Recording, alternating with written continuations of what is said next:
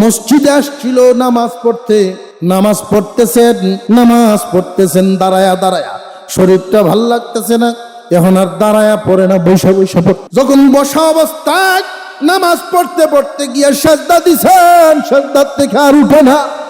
মসজিদে এক কোণার থেকে আগায় আসছেন, উনি দেখি আর উঠেন না, দাঁড়ায় নামাজ পড়ছেন, এখন পরে বৈশা পড়ছে, এখন আর নড়েন না। দেখেন সাজদার হালতেই দুনিয়ার সফর শেষ। মৌতু কাসিন কুল্লু নাফসিন শারেবু, মৌতু কাসিন কুল্লু নাফসিন শারেবু, কবর বাইতিন কুল্লু নাসিন দাখিলু। প্রত্যেক মানুষ দুনিয়া ছাড়বেই, মৃত্যুর যেই পিয়ালাটা এটা পান করতেই হবে। ধনী হও গরিব হও, মূর্খ হও শিক্ষিত হও, নামাজি হও বেনামাজি হও, সুদখোর হও ভালো হও, মৃত্যুর স্বাদ তোমাকে পান করতেই হবে। তুমি যেমন, এই মরণের শরবত হবে তোমার জন্য তেমন।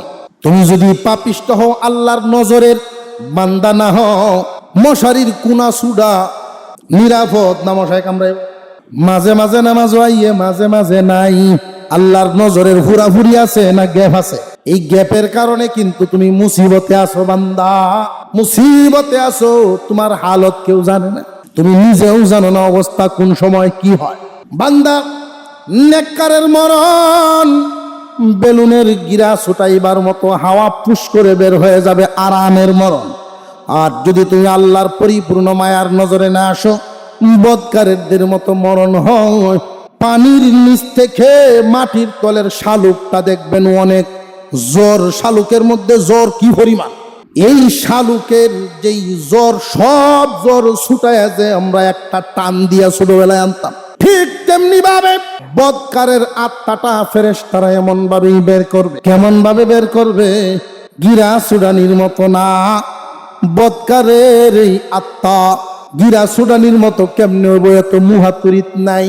নেককারের আত্মা মুখাতুরির মধ্যে গলার কাছে আইসা অপেক্ষা করতেছে, মিছিল দেখে খুশি, আথর দাড়ি দেখে খুশি। আর বদকারের রুহটা যেই মাত্র দেখবে 500 ফেরেশতা আইছে ঠিক, চেহারা কালো বিশ্রী, 500 ফেরেশতা আইছে ঠিক, প্রত্যেকের হাতে লোহার এক একটা ধারালো কাঁচি, বিশ্রী চেহারা ভয়ঙ্কর, এদের নাকের শ্বাস বজ্রপাতের মতো শোনা যায়। আসতেছে, এদের আশা দেখাই একটা দৌড় দিব, এক দৌড় দিয়া লুকায়া থাকতে চাইবে ভিতরে, মাটির পিণ্ডার ভিতরে লুকায়া থাকতে চাইবে।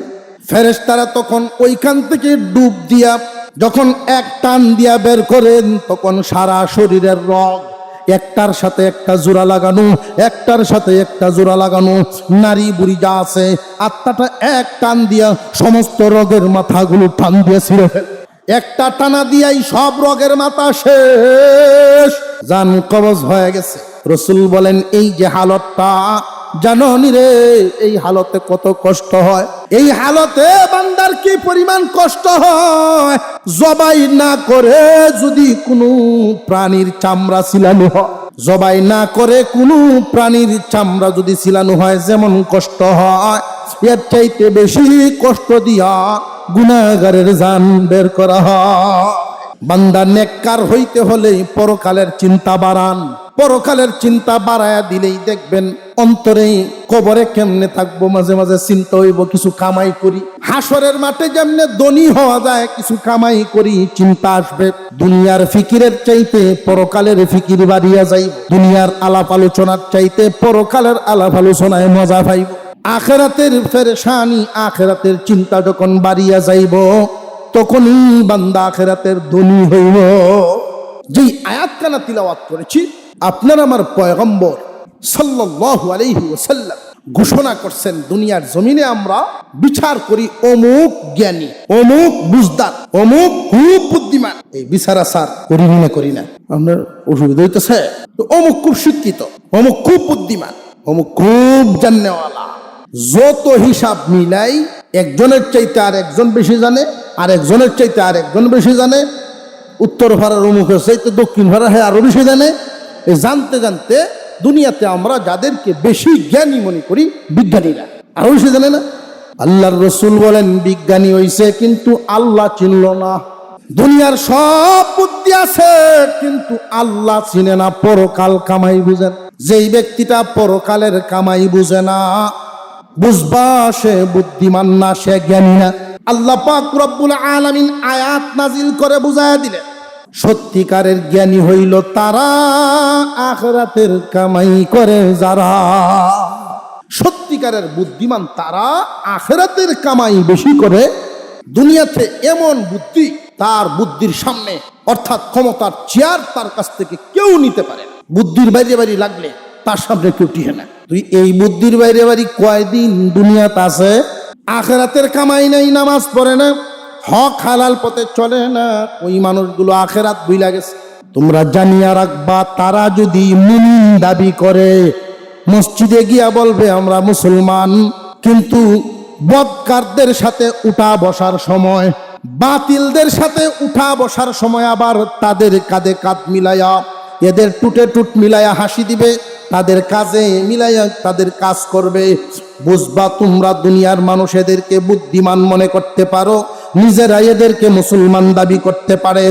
যারা পরকাল কামাই চিনে না, পরকাল কামাই ভুলে গেছে, মানুষ তাদেরকে বুদ্ধিমান মনে করলেও আল্লাহর নজরে এরা বুদ্ধিমান না।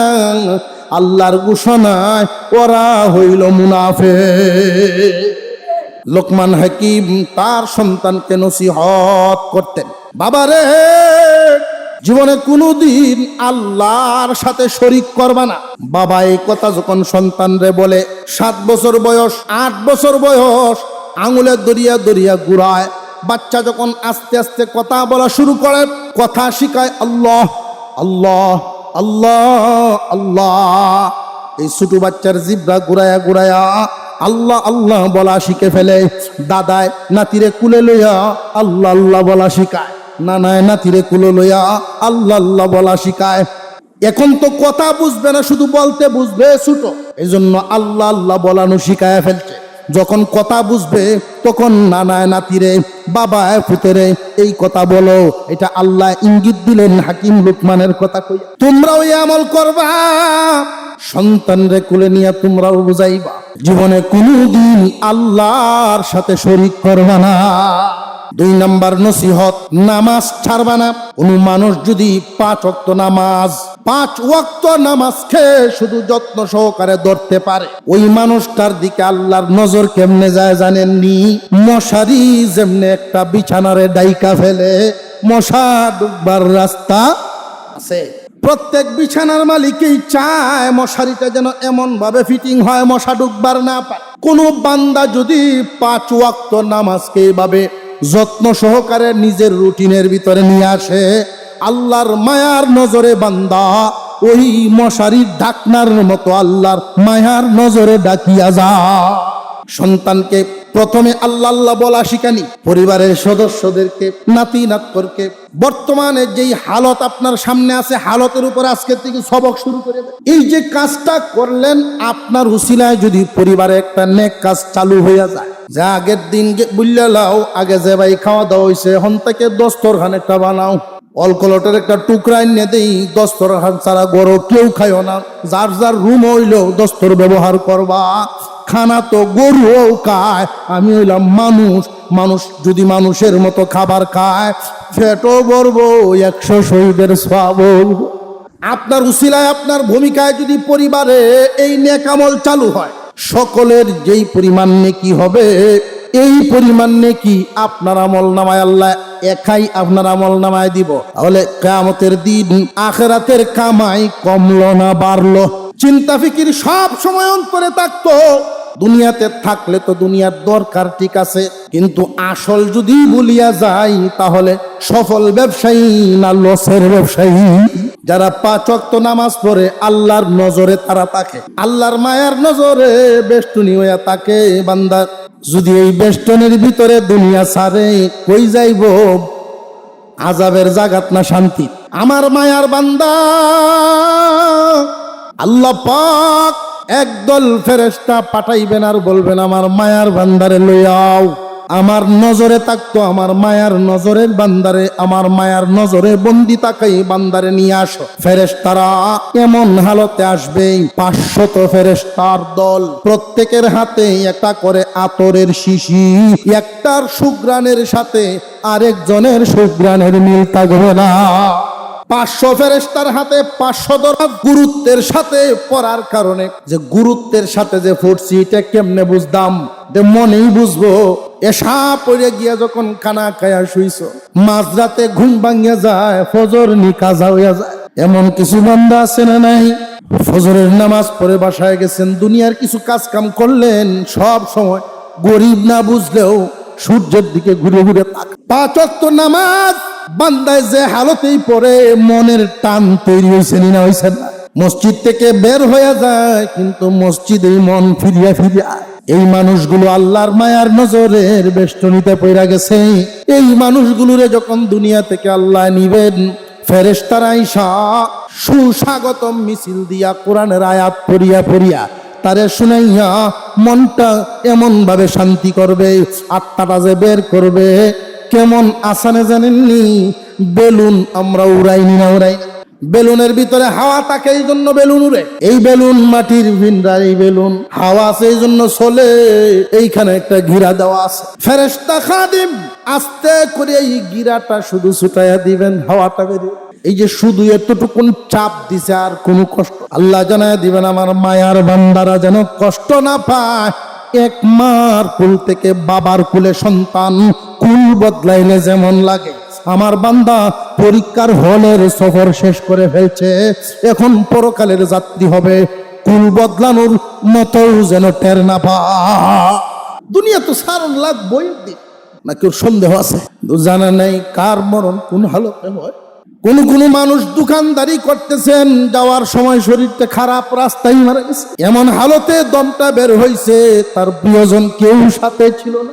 এমন মানুষ অনেক আছেন, সুস্থতার সাথে জীবন কাটাইছেন, এলাকাবাসী নিয়ে জীবন কাটাইছেন, কিন্তু মরণের সময় অসুস্থ হইয়া অপরিচিত শহরের হাসপাতালে ভর্তি, সেই ক্লিনিকের রুমের স্যালাইন লাগানো অবস্থায় দুনিয়ার জমিন থেকে বিদায় হয়ে গেছে। এলাকার কোনো মানুষ তার কাছে।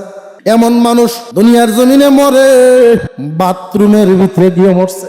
আবার এমন মরণও তো আছে